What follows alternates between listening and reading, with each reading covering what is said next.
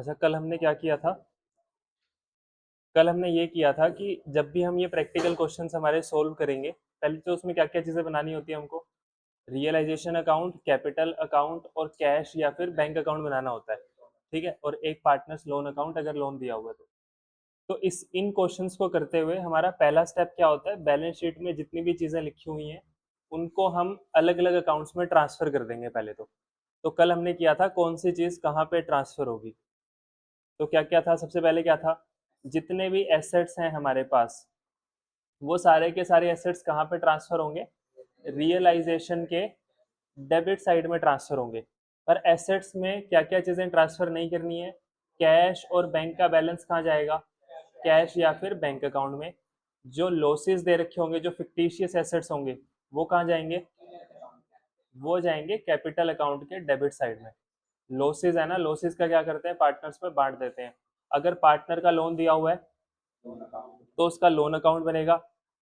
बाकी सारे एसेट जितने भी हैं वो सारे कहाँ जाएंगे, रियलाइजेशन के डेबिट साइड। उसके बाद सारी की सारी लाइबिलिटीज,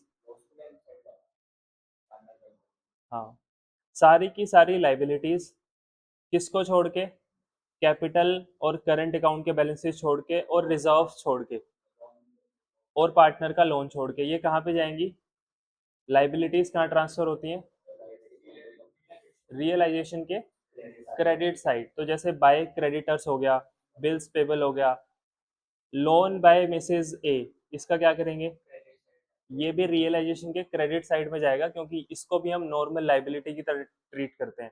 अगर किसी पार्टनर का लोन है तो उसका लोन अकाउंट अलग से बनेगा, अगर पार्टनर के रिलेटिव का लोन है तो वो बाकी लाइबिलिटीज की तरह है, रियलाइजेशन के क्रेडिट साइड ही जाएगा। उसके बाद कैपिटल और करंट अकाउंट के बैलेंसेस जाएंगे कैपिटल अकाउंट में। रिजर्व्स होंगे जो हमारे पास वो जाएंगे, रिजर्व कहाँ जाएंगे, पार्टनर्स में बांट देंगे, वो भी कैपिटल में जाएंगे। फिर हमने रिजर्व्स की और बात की थी कि जो रिजर्व्स हमारे एसेट से रिलेटेड होते हैं, जैसे इन्वेस्टमेंट फ्लक्चुएशन फंड, या फिर जो प्रोविजन एसेट से रिलेटेड होते हैं जैसे प्रोविजन फॉर डाउटफुल डेट्स, ये कहाँ जाते हैं, रियलाइजेशन के क्रेडिट साइड में। तो जो रिजर्व्स एसेट से रिलेटेड हैं वो रियलाइजेशन के क्रेडिट साइड में जाएंगे। उसके बाद जो भी प्रॉफिट्स हैं, रिजर्व्स हैं यहाँ पे, वो कहाँ जाएंगे, कैपिटल अकाउंट के क्रेडिट साइड पार्टनर्स में बांट देंगे। जो रिजर्व्स लाइबिलिटी से रिलेटेड होते हैं जैसे वर्कमैन कॉम्पनसेशन रिजर्व, इसका क्या करेंगे, इसका क्लेम देखेंगे, जितना क्लेम होगा उतना कहाँ जाएगा, उतना रियलाइजेशन में जाएगा। जो बचेगा रिजर्व हमारे पास वो कैपिटल में बांट देंगे हम उनकी रेशो में। ठीक है, तो ये सारी चीजें हमने कल की थी कि बैलेंस शीट में जितनी चीजें हैं वो कहाँ कहाँ ट्रांसफर होगी। एक क्वेश्चन करके देखते हैं इसका, आसान सा क्वेश्चन है बहुत। क्या बनाना है इसमें, इसमें बनाना है हमको रियलाइजेशन अकाउंट, कैपिटल अकाउंट और बैंक अकाउंट, ये तीन चीजें बनानी है इसके अंदर। ठीक है, तो उसी हिसाब से चलते हैं। सबसे पहला स्टेप क्या है, पहला स्टेप ही आता है अभी तक हमको, क्या है, बैलेंस शीट में जितनी चीजें हैं उनको हमको अलग अलग अकाउंट्स में ट्रांसफर करना है। तो क्या करते हैं, तीनों फॉर्मेट एक साथ बना लेते हैं, रियलाइजेशन अकाउंट, कैपिटल अकाउंट और बैंक अकाउंट एक साथ फॉर्मेट बना लेते हैं। हम्म, हाँ, तो realisation account,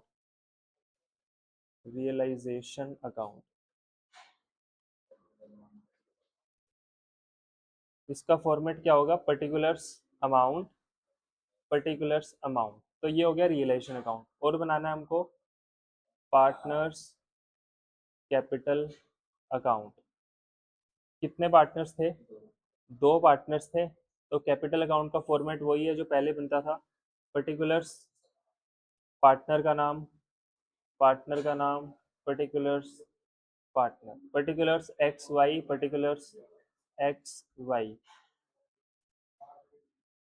debit side credit side, debit credit, amount, amount, particulars, particulars, ये हो गया। लास्ट हमको बनाना है बैंक अकाउंट।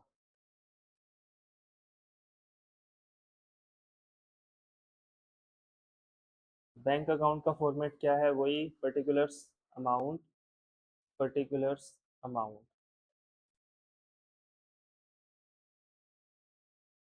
तो ये हमने तीनों फॉर्मेट बना लिए। अब सबसे पहला स्टेप क्या है हमारा, बैलेंस शीट में जो चीज़ें लिखी हुई हैं उनको हमको ट्रांसफर करना है अलग अलग अकाउंट्स में। तो कौन सी चीज कहाँ पे ट्रांसफर होगी एक एक करके। बैलेंस शीट, लाइबिलिटी साइड से देखते हैं। सबसे पहले क्या लिखा हुआ है, कैपिटल। कैपिटल कहाँ जाएगी, उनके कैपिटल अकाउंट में जाएगी। कौन सी साइड आती है, क्रेडिट साइड आती है, तो लिख देंगे बाय बैलेंस ब्रोड डाउन। कितनी कितनी कैपिटल थी उनकी, 5 लाख और 3 लाख रुपए। तो 5 लाख रुपए यहाँ लिख दिए हमने, 3 लाख रुपए यहाँ लिख दिए। उसके बाद ये हो गया। आगे क्या है, क्रेडिटर्स। क्रेडिटर्स कहाँ आएंगे, रियलाइजेशन के क्रेडिट साइड, तो बाय क्रेडिटर्स। कितने के क्रेडिटर्स थे, 2 लाख रुपए, तो 2 लाख रुपए यहाँ पे आ गया। ये भी होगा। जनरल रिजर्व, जनरल रिजर्व कहाँ आएगा, पार्टनर्स में बांट देंगे उनकी रेशो में।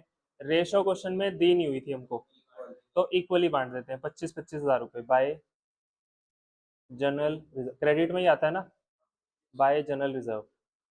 25 हज़ार इसको मिलेगा, 25 हज़ार इसको। इसमें कोई ओल्ड रेशो न्यू रेशो नहीं है, एक ही रेशो होगी, उसी में करना है सब कुछ।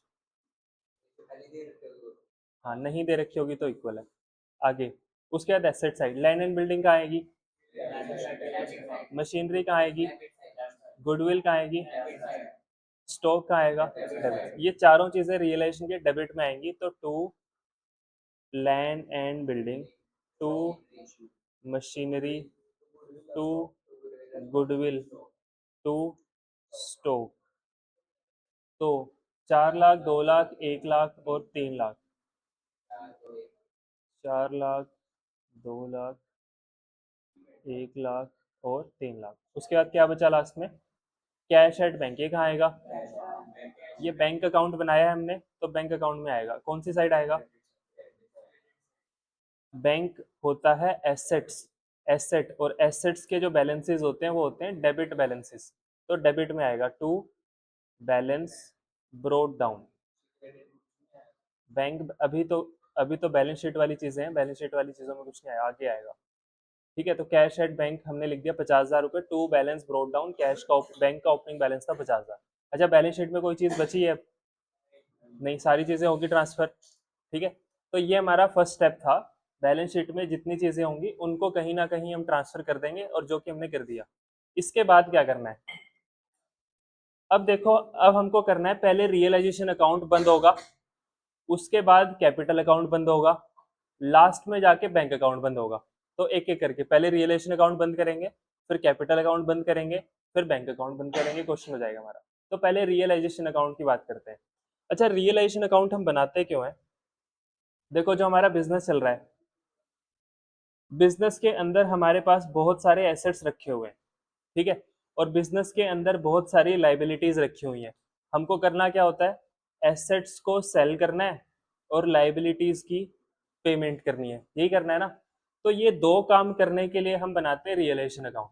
रियलाइजेशन अकाउंट का काम क्या है, एसेट्स को बेचना और लाइबिलिटीज की पेमेंट करना। ठीक है, अच्छा ऐसे मान लो तुम कि हमारा जो बिजनेस है बहुत बड़ा बिजनेस है, यहाँ पे बहुत सारे कमरे हैं जिसके अंदर हमारे बहुत सारे एसेट्स रखे हुए हैं। ठीक है, कुछ प्लांट एंड मशीनरी, हमारी मशीन यहाँ पे रखी होगी, बिल्डिंग है, ये पूरी बिल्डिंग है हमारी, स्टॉक रखा हुआ है। उसके बाद गुडविल है हमारी ओवरऑल बिजनेस की। उसके बाद फर्नीचर रखा हुआ है, बहुत सारे एसेट्स हैं हमारे पास और बहुत सारी लाइबिलिटीज भी हैं।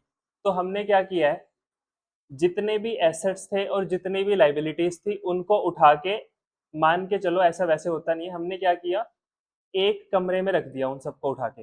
जितने भी एसेट्स थे, जितनी भी लाइबिलिटीज, उनको उठा के हमने एक कमरे में रख दिया। इसको हम क्या बोल रहे हैं, इसको बोल रहे हैं रियलाइजेशन अकाउंट।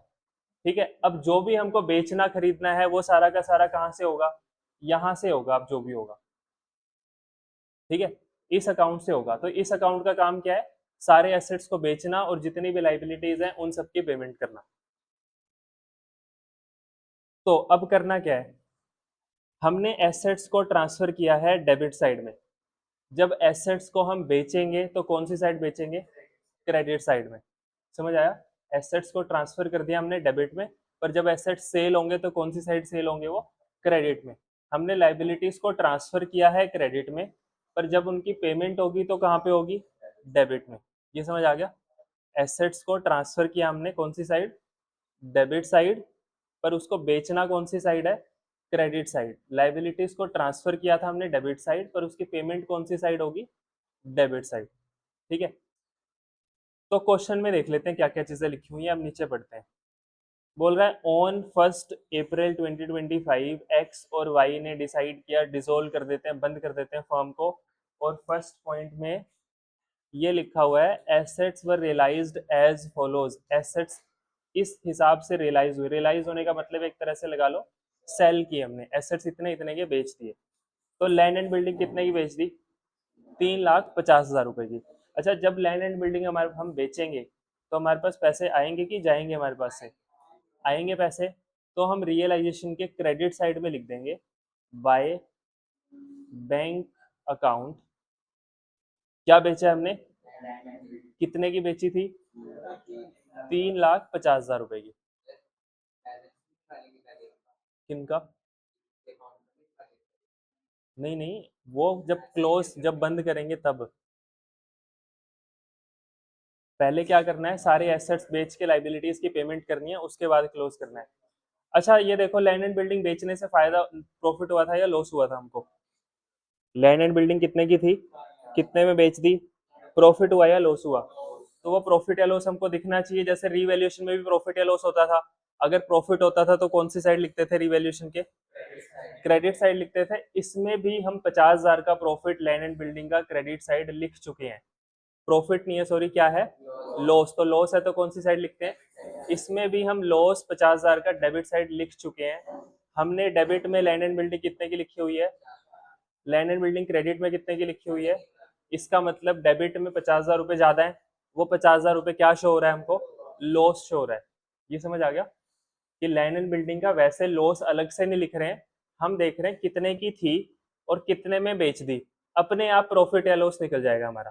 क्या हमको प्रॉफिट या लॉस देखना है अलग से, नहीं, हमको उससे मतलब ही नहीं है प्रॉफिट या लॉस हुआ। हमको क्या करना है, हमको एसेट्स को बेचना है, जितने में भी बिके उतनी वैल्यू यहाँ पे लिख दो, प्रॉफिट या लॉस अपने आप निकल जाएगा। ठीक है, अगर मैं यहाँ पे 3.5 की जगह 4.5 लाख में लैंड एंड बिल्डिंग बेच देता तो प्रॉफिट होता या लॉस, प्रॉफिट होता कितने का, 50,000 का। तो दिख रहा है 50,000 का प्रॉफिट हम लिख चुके हैं यहाँ पे। डेबिट में कितना लिखा है, 4 लाख, क्रेडिट में कितना लिखा है, 4.5 लाख। इसका मतलब क्रेडिट में 50,000 रुपये हमने ज्यादा लिखे हुए हैं, वो 50,000 क्या है, प्रॉफिट है हमारा। समझ आ गया। तो प्रॉफिट या लॉस से हमको कोई मतलब नहीं है, हमको क्या देखना है, एसेट कितने का था, कितने में बेच दिया। हमको सिर्फ ये वैल्यू चाहिए, हमने बेचा कितने में। तो 3.5 लाख में बेचा, हमने 3.5 लाख लिख दिया। समझ आया। उसके बाद पहली चीज होगी लैंड एंड बिल्डिंग। दूसरी चीज क्या बेची हमने, मशीनरी बेच दी, कितने में, 2,20,000 रुपए में। तो यहीं पे लिखेंगे बाय बैंक अकाउंट, ब्रैकेट में मशीनरी। मशीनरी हमने कितने में बेच दी, 2,20,000 रुपए में। अच्छा, वैसे ही मशीनरी पे प्रॉफिट हुआ या लॉस हुआ, प्रॉफिट हुआ, तो क्रेडिट में 20,000 रुपये ज्यादा लिख दिया हमने, तो प्रॉफिट अपने आप आएगा। तो रियलाइजेशन अकाउंट से लास्ट में क्या निकलेगा, प्रॉफिट या लॉस निकलेगा। इन सब का इकट्ठा होके टोटल प्रॉफिट या लॉस हमको पता लग जाएगा, और वो प्रॉफिट या लॉस हम पार्टनर्स में बांट देंगे। फिर आगे, फिर हमने बेच दिया स्टॉक। स्टॉक कितने में बेच दिया, 1,50,000 में बेच दिया। कौन सी साइड बेचना है, credit side, by bank account, bracket में स्टॉक। हमने स्टॉक बेच दिया 1,50,000 रुपये में। ठीक है, तो ये भी बेच दी हमने, मशीनरी भी बेच दी, स्टॉक भी बेच दिया। समझ आ गया, ये 3 एसेट्स हमने बेच दिए, जैसा क्वेश्चन में बोला हुआ था उतने उतने के बेच दिए। हम एसेट जब ट्रांसफर करते हैं तो कौन सी साइड ट्रांसफर करते हैं, डेबिट साइड। जब उनको बेचते हैं तो कौन सी साइड बेचते हैं, क्रेडिट साइड। और प्रॉफिट या लॉस उनको बेचने या खरीदने से अपने आप निकल जाता है। ठीक है, उसके बाद अब बात करते हैं लाइबिलिटीज की। आगे क्या लिखा हुआ है, creditors were paid at a discount of 5%। Creditors की हमने पेमेंट कर दी 5% के डिस्काउंट पे।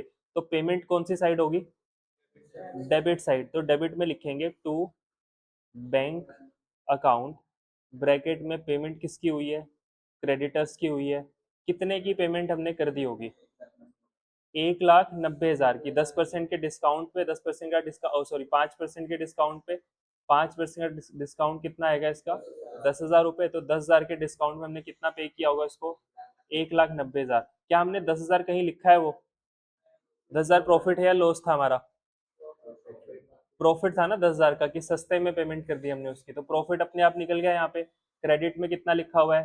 2,00,000। डेबिट में कितना लिखा है? 190। क्रेडिट में कितना ज्यादा लिखा हुआ है हमने? 10,000। वो 10,000 का क्या है? प्रॉफिट है हमारा। तो प्रॉफिट है लॉस से मतलब नहीं है हमको। क्या मतलब है? हमने पैसे कितने दिए, तो हमने कितने पैसे दिए उनको? 1,90,000 रुपये। समझ आ गया?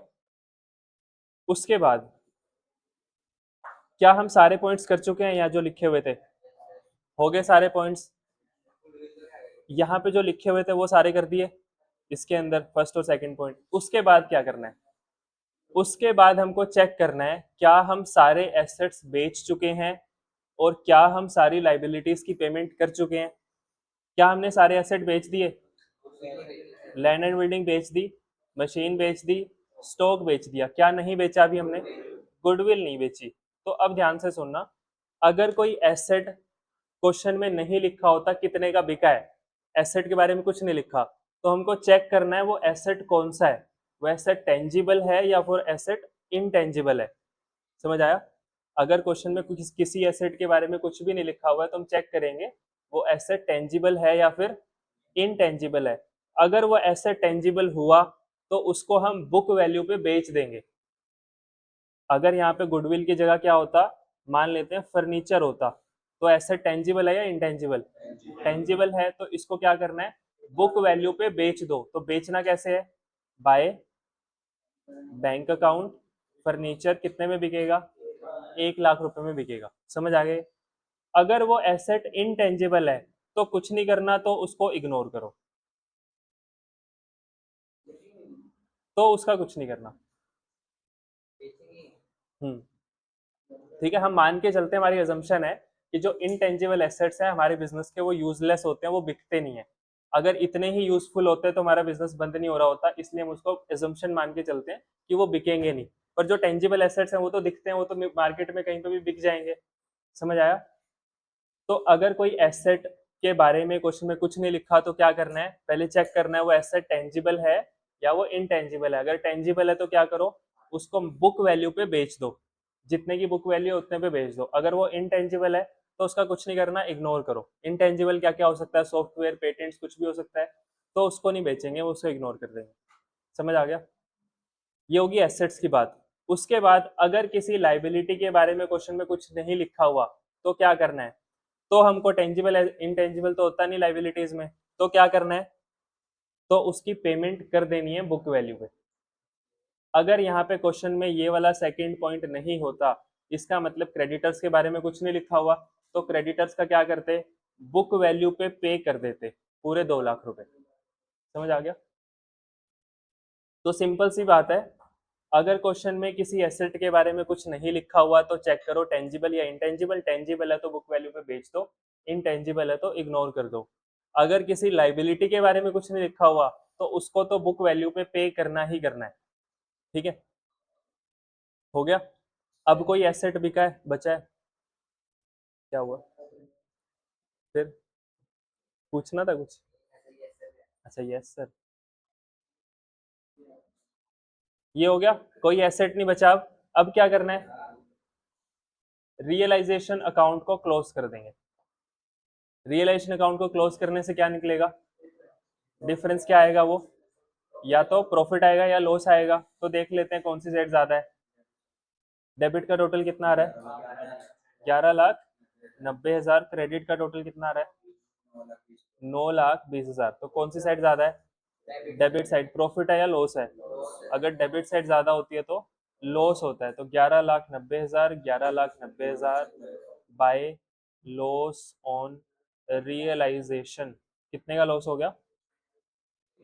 2,70,000 का हमको लॉस हो गया। समझ आया? इस लॉस का क्या करना है? पार्टनर्स में बांट देंगे उनकी रेशो में। पार्टनर्स में लॉस को बांटेंगे तो कैपिटल अकाउंट के कौन सी साइड आएगा? डेबिट साइड आएगा। तो डेबिट में लिखेंगे टू रियलाइजेशन अकाउंट। ये लॉस कहाँ से आया? रियलाइजेशन अकाउंट से। लॉस था हमारा, इक्वली बांट देंगे तो 1,35,000 इसको मिलेगा, 1,35,000 इसको मिलेगा। ये समझ आया? तो पहले हमने क्या क्लोज किया? Realisation account. उसके बाद क्या क्लोज करना है, कैपिटल अकाउंट। तो कैपिटल अकाउंट को क्लोज कर देते हैं। इसका टोटल आ रहा है 5,25,000, इसका टोटल आ रहा है 3,25,000 रुपये। 5,25,000, 3,25,000 टू। अच्छा, अगर ये कोई और चैप्टर होता तो कैपिटल अकाउंट क्लोज हम कैसे करते हैं, क्या लिखते हैं यहाँ पे, टू बैलेंस कैरेट डाउन। अगर कोई और चैप्टर होता तो यहाँ पे क्या लिखना है, बैलेंस कुछ नहीं बचाना है यहाँ पे, तो इनका बैलेंस हम ट्रांसफर कर देते हैं बैंक अकाउंट में। जो भी हम अकाउंट बनाते हैं उसमें हमने कौन सा बनाया हुआ है, बैंक, तो डिफरेंस कहाँ जाएगा इनका, बैंक अकाउंट में। तो कितना आएगा इसका, 3,90,000। इसका कितना है, 1,90,000 रुपये। ठीक है, ये हमने इनको पेमेंट करनी है इतने की। ये समझ आया, कैपिटल अकाउंट को क्लोज करके कहाँ ट्रांसफर कर दिया हमने, बैंक अकाउंट में ट्रांसफर कर दिया। उसके बाद लास्ट में क्या बचा, बैंक अकाउंट। अब बैंक अकाउंट में क्या क्या चीजें आएंगी, सबसे पहले तो बैंक अकाउंट में वो आएगा जब हमने एसेट को बेचा था तो हमारे पास पैसे आए थे। जब हमने एसेट को बेचा था तो हमारे पास क्या आया था, बैंक बैलेंस आया था ना हमारे पास। एसेट्स को बेच के कितने पैसे आए थे, 3.5 लाख की लैंड एंड बिल्डिंग बेची थी, 2,20,000 की मशीन बेची थी, और 1.5 लाख की हमने 1.5 लाख का स्टॉक बेचा था। टोटल कितने पैसे आए थे, 7,20,000 रुपए। तो वो बैंक के कौन सी साइड आएंगे, एसेट बेच के जब पैसा आता है तो बैंक बैलेंस बढ़ता है। बैंक क्या है, बैंक क्या है, एसेट, और एसेट हमारा इंक्रीज हो रहा है तो कौन सी साइड इंक्रीज होता है, डेबिट साइड इंक्रीज होता है एसेट, और क्रेडिट साइड डिक्रीज होता है। तो एसेट बढ़ रहा है बैंक बैलेंस, तो डेबिट में लिखेंगे 2। अच्छा, वो बैंक बैलेंस कौन से अकाउंट में लिखा हुआ है, हमने कौन से अकाउंट में एसेट को बेचा था, रियलाइजेशन में। तो यहाँ पे नाम भी किसका आएगा, रियलाइजेशन का। यहाँ पे हमको एसेट का नाम नहीं लिखना, जो एसेट हमने बेचा था उसका नाम नहीं लिखना, कौन से अकाउंट में एसेट बेचा था, रियलाइजेशन में। तो यहाँ पे भी नाम किसका आएगा, realisation account, to realisation account. Bracket में लिख देंगे हमने किसको बेचा था, एसेट्स को, और इकट्ठा टोटल लिख देंगे, टोटल एसेट्स को बेच के कितना आया था, 7,20,000 रुपए। समझ आ गया। उसके बाद हमने और बैंक से क्या किया था, क्रेडिटर्स की पेमेंट की थी। हम बैंक का हिसाब देख रहे हैं ना, बैंक में पहले कितने पैसे रखे हुए थे हमारे पास, 50,000, प्लस बैंक में और कहाँ से पैसे आए, जब हमने एसेट्स को बेचा तब पैसा आया हमारे पास, हमने डेबिट में लिख दिया। उसके बाद हमने किसको पेमेंट की, हमने क्रेडिटर्स को पेमेंट की।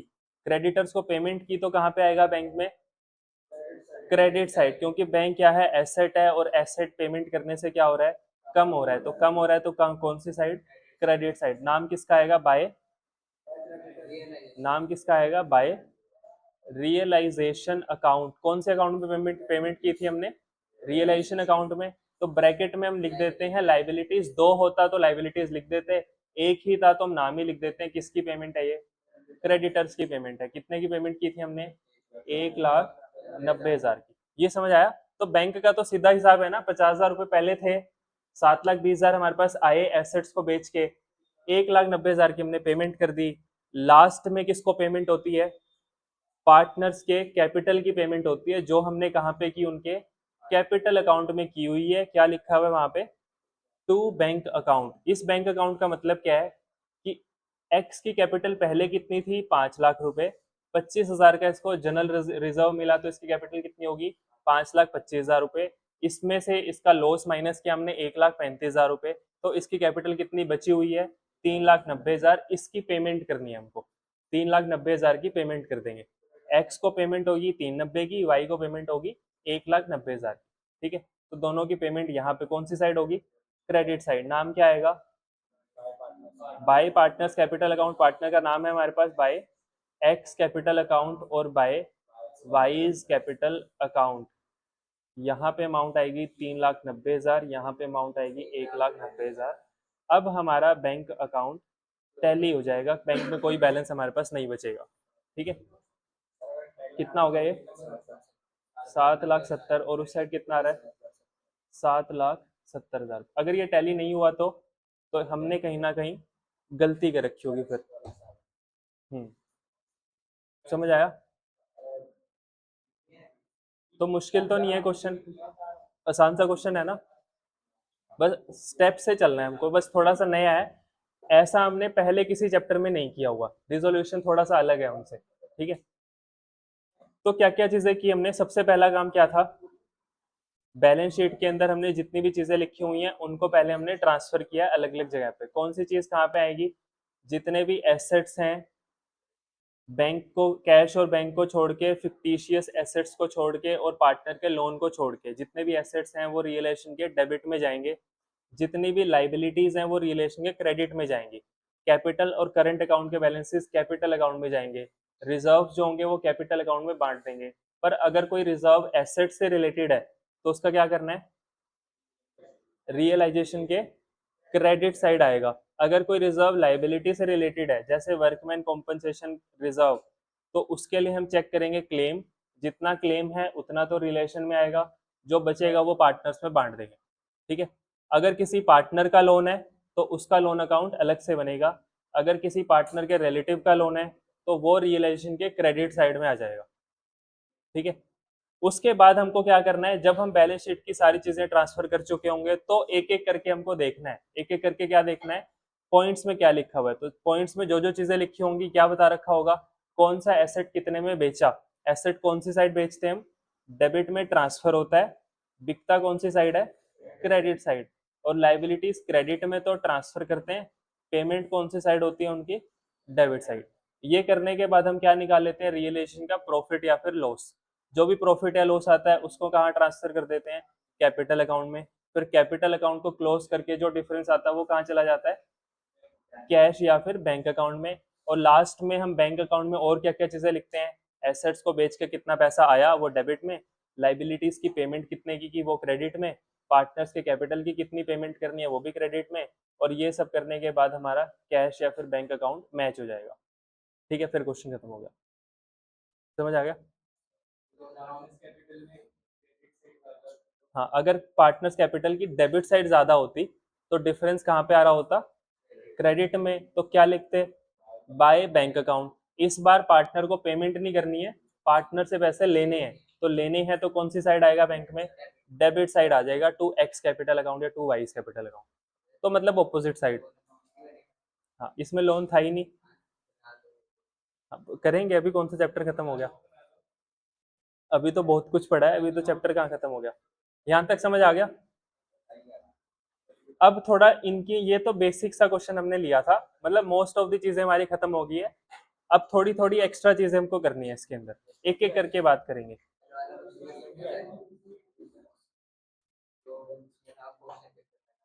ना वो अभी नहीं करेंगे, एडजस्टमेंट ही तो थी, नहीं वो वैसे नहीं आएंगी जैसे पहले थी। अच्छा अब देखो, हमको ध्यान देना है जर्नल एंट्रीज के ऊपर, ठीक है। तो सबसे पहले हम बात कर रहे हैं एसेट्स की। जब मैं बात कर रहा हूं एसेट, तो वो एसेट कोई सा भी हो सकता है, चाहे वो एसेट रिकॉर्डेड हो, चाहे वो एसेट अनरिकॉर्डेड हो। अनरिकॉर्डेड का एसेट, अनरिकॉर्डेड का मतलब क्या होता है, वो बैलेंस शीट में रिकॉर्ड नहीं किया हुआ था, हमने बैलेंस शीट में वो नहीं लिखा हुआ था। फिर से भर गया क्या, एसी बंद कर देते हैं। अगर कोई एसेट रिकॉर्डेड है, अगर कोई एसेट रिकॉर्डेड है इसका मतलब क्या है, वो बैलेंस शीट में रिकॉर्ड कर रखा था। अगर कोई एसेट रिकॉर्डेड है उसका मतलब क्या है, वो बैलेंस शीट में लिखा हुआ होगा। अगर कोई एसेट अनरिकॉर्डेड है तो इसका मतलब वो बैलेंस शीट में नहीं लिखा हुआ था। समझ आया? क्या हमको फर्क पड़ेगा एसेट कौन सा है, हमको फर्क नहीं पड़ेगा, चाहे वो रिकॉर्डेड हो चाहे अनरिकॉर्डेड हो, दोनों की ट्रीटमेंट सेम होगी। समझ आया? करना क्या है एसेट्स का, अच्छा हमारे पास जितने भी एसेट्स हों उसका हम क्या क्या कर सकते हैं। अभी तक हमने क्या किया है, एसेट का क्या करते हैं, बेच देते हैं, यही किया ना अभी, तो एसेट जितने भी होंगे उनका क्या करेंगे, बेच देंगे उनको। और क्या हो सकता है एसेट्स का, सबसे पहला ऑप्शन क्या है, हम एसेट को क्या करेंगे, बेच देंगे। दूसरा काम क्या कर सकते हैं हम, एसेट का क्या करेंगे, एसेट कोई ना कोई पार्टनर ले जाएगा, टेकन ओवर बाय पार्टनर। हो सकता है ना ऐसा कि हमारे पास बिजनेस के अंदर जो एसेट्स हैं, हमारे पास यहाँ पे एसेट्स कौन कौन से हैं, मशीनरी है, तो मशीनरी बोल रहा है एक्स मेरे को चाहिए घर पे, मैं ले जाता हूँ घर पे। हो सकता है प्रिंटर रखा हुआ है हमारे पास बिजनेस में, कोई प्रिंटर बोल रहा है एक्स मैं अपने घर ले जाता हूँ, क्या एक्स फ्री में ले जाएगा? एक्स बदले में क्या करेगा, पैसे देगा। पार्टनर से अगर हमको पैसे लेने होते हैं तो क्या हम कैश में लेते हैं? नहीं, क्या करते हैं, अगर पार्टनर से हमको पैसे लेने होते हैं तो हम उसकी कैपिटल में से काट लेते हैं वैसे, ठीक है। तो एसेट का दूसरा यूज क्या हो सकता है कि एसेट कोई ना कोई पार्टनर ले जाएगा। एक और यूज हो सकता है एसेट का, वो क्या, given to a liability in settlement. तीसरा यूज क्या हो सकता है, हम उस एसेट को किसी लाइबिलिटी की सेटलमेंट में दे दें। ऐसा भी हो सकता है ना। क्रेडिटर्स कितने के थे यहाँ पे हमारे पास, 2 लाख रुपए के। हमने बोला क्रेडिटर्स को तू क्या ले जा, मशीनरी ले जा, कैश नहीं हमारे पास, बदले में क्या ले जा, मशीनरी। अगर क्रेडिटर ये मान गए तो मशीनरी ले जाएंगे। तीसरा यूज क्या हो सकता है एसेट का, तीसरा यूज क्या हो सकता है एसेट का,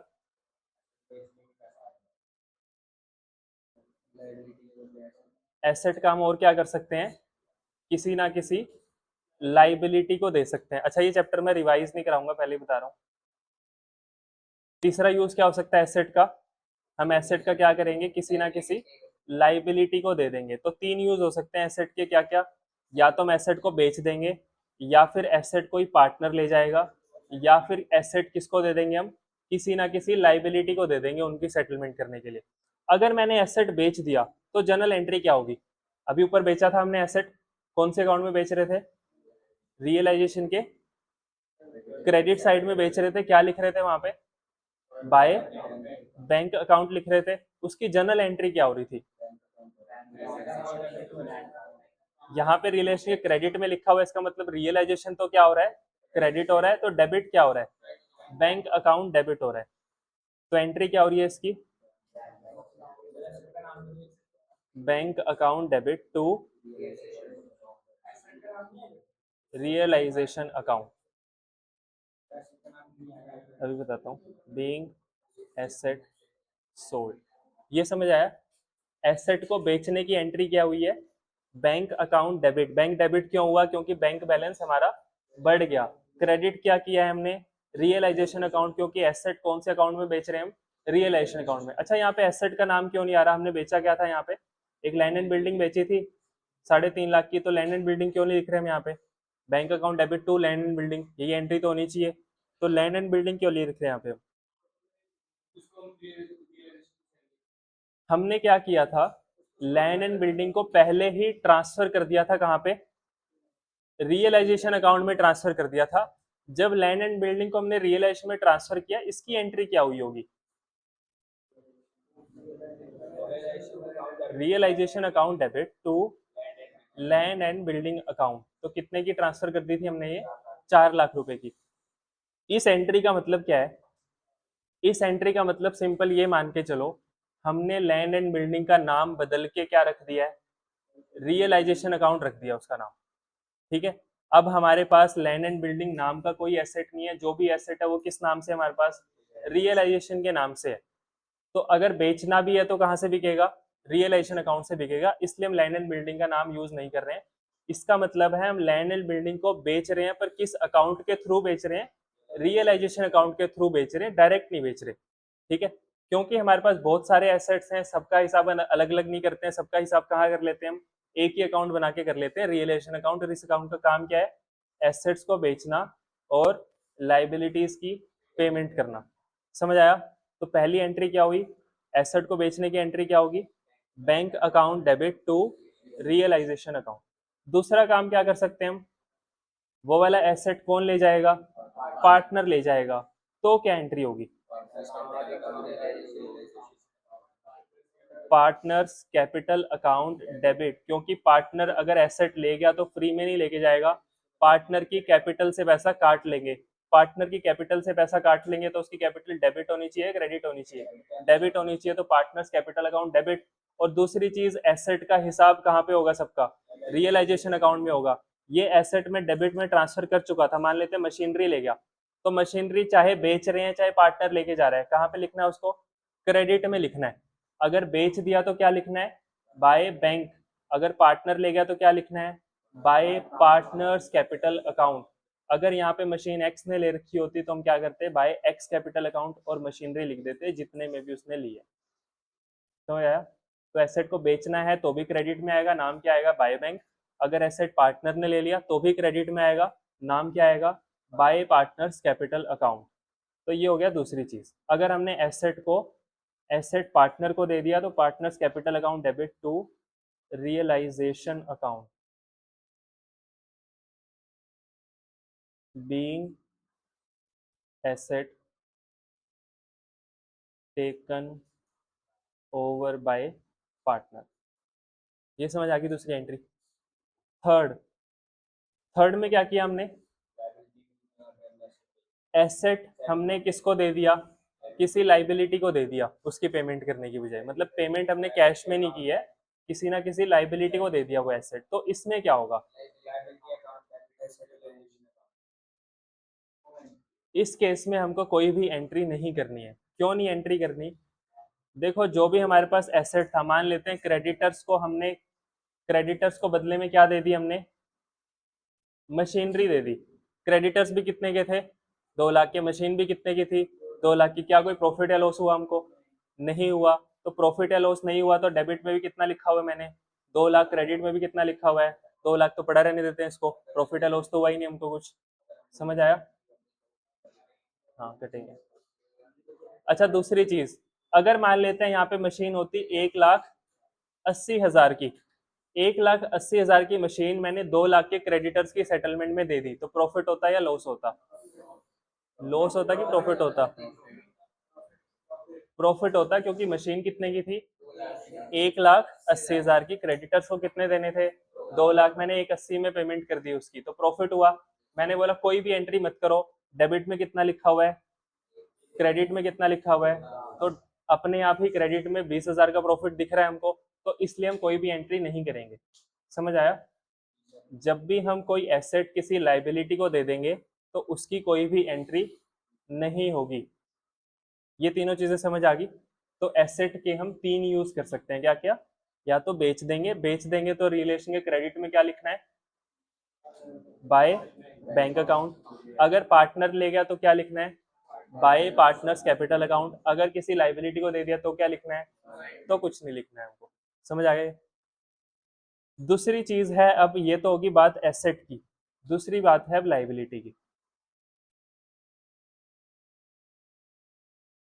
अच्छा यहाँ पे एक चीज ध्यान देना, यहाँ पे मैंने साफ साफ लिखा हुआ है एसेट चाहे रिकॉर्डेड हो चाहे अनरिकॉर्डेड हो। अच्छा एक चीज बताओ, बैलेंस शीट में फर्नीचर लिखा नहीं हुआ पर फर्नीचर हमारे पास है, तो फर्नीचर रिकॉर्डेड है या अनरिकॉर्डेड है, अनरिकॉर्डेड है। अगर ये फर्नीचर अनरिकॉर्डेड है तो क्या ये बैलेंस शीट से रियलाइजेशन अकाउंट में ट्रांसफर होगा, मैं इसकी बात कर रहा हूँ। फर्नीचर बैलेंस शीट में नहीं लिखा हुआ है, फर्नीचर अनरिकॉर्डेड है, क्या जो अनरिकॉर्डेड फर्नीचर है वो डेबिट साइड में ट्रांसफर होगा, मतलब यहाँ पे टू फर्नीचर आएगा कि नहीं आएगा, टू फर्नीचर अकाउंट। मान लेते हैं 50,000 का फर्नीचर है तो डेबिट में टू फर्नीचर अकाउंट आएगा या नहीं आएगा, फर्नीचर अनरिकॉर्डेड है, अनरिकॉर्डेड है मतलब बैलेंस शीट में नहीं लिखा हुआ है, तो ये फर्नीचर डेबिट में आएगा कि नहीं आएगा, फर्नीचर डेबिट में नहीं आएगा, क्योंकि हम ट्रांसफर कौन सी चीजें करते हैं जो कहाँ पे लिखी हुई हैं, बैलेंस शीट में लिखी हुई हैं। जो बैलेंस शीट में चीजें लिखी नहीं हुई, क्या उसको ट्रांसफर करने की बात की थी हमने, अभी ट्रांसफर नहीं होगा वो, ठीक है। तो फर्नीचर यहाँ पे नहीं आएगा। समझ आया, मैं किसकी बात कर रहा हूँ अभी, ट्रांसफर करने की बात कर रहा हूँ, तो ट्रांसफर नहीं होगा मतलब डेबिट में नहीं आएगा। क्या वो फर्नीचर बिक सकता है, बिक सकता है वो फर्नीचर।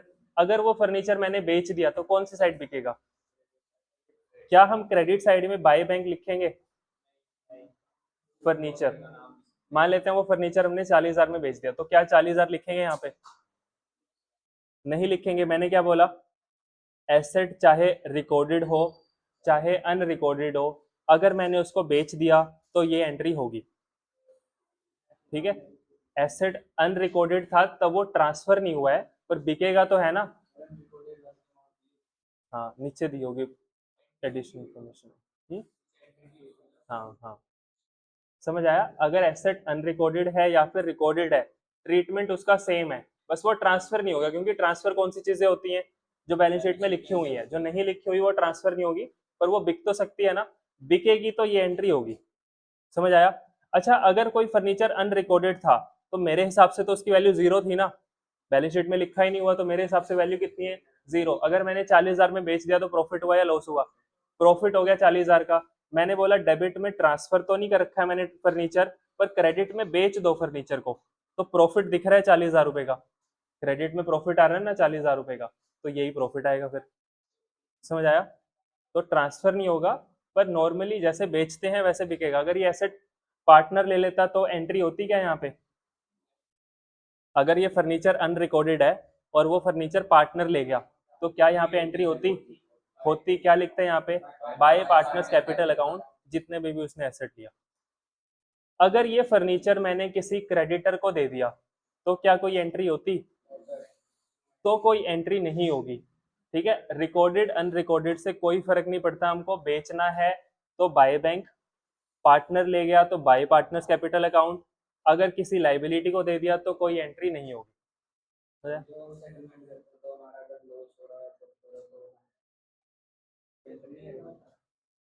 मैंने क्या बताया था अभी, प्रॉफिट या लॉस से हमको कोई मतलब नहीं है, हमको सिर्फ क्या लिखना है, वो एसेट कितने में बिका है। प्रॉफिट या लॉस लास्ट में अपने आप निकल जाएगा। अच्छा, अगर मान लेते हैं यहाँ पे क्रेडिटर्स है 2 लाख के, और एक हमारे पास अनरिकॉर्डेड फर्नीचर था 50,000 रुपए का। क्रेडिटर्स कितने के हैं, 2 लाख रुपए के। हमारे पास एक अनरिकॉर्डेड फर्नीचर है कितने रुपए का, 50,000 रुपए का अनरिकॉर्डेड फर्नीचर है।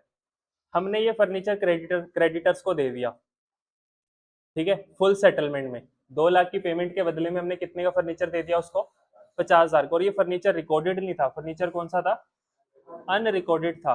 प्रॉफिट हुआ या लॉस हुआ, कितने का प्रॉफिट हुआ, कितने का प्रॉफिट हुआ, हमको प्रॉफिट हुआ 2 लाख रुपए का।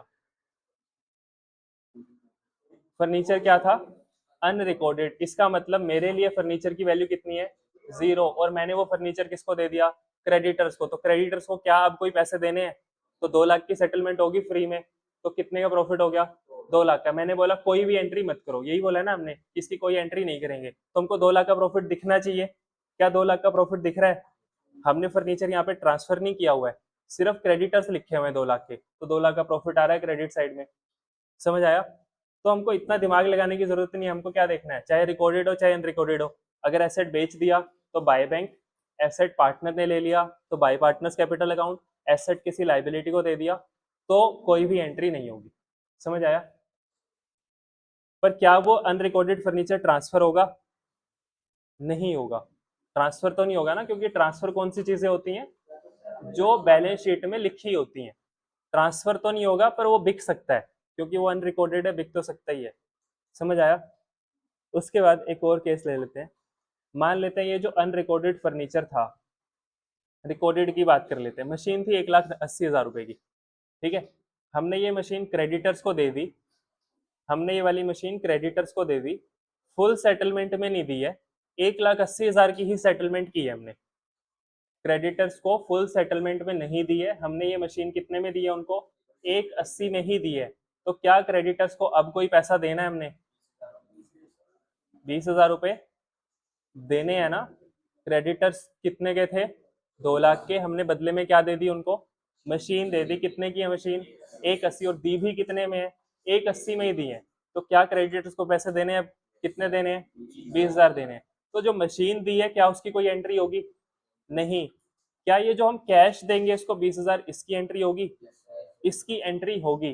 क्या लिखते हैं हम इसको, टू कैश अकाउंट क्रेडिटर्स, कितनी अमाउंट आएगी यहाँ पे, 20,000 रुपए। समझ आया। किसी भी एसेट की सेटलमेंट हम किसी लाइबिलिटी को कर देते हैं, मतलब किसी लाइबिलिटी की सेटलमेंट कोई एसेट देके कर देते हैं, उसकी एंट्री नहीं होती है, पर अगर मैंने उसको कैश या बैंक से पेमेंट की है उसकी एंट्री होती है। ठीक है, चलो इसको नहीं करते हैं, अभी इतना ही रखते हैं।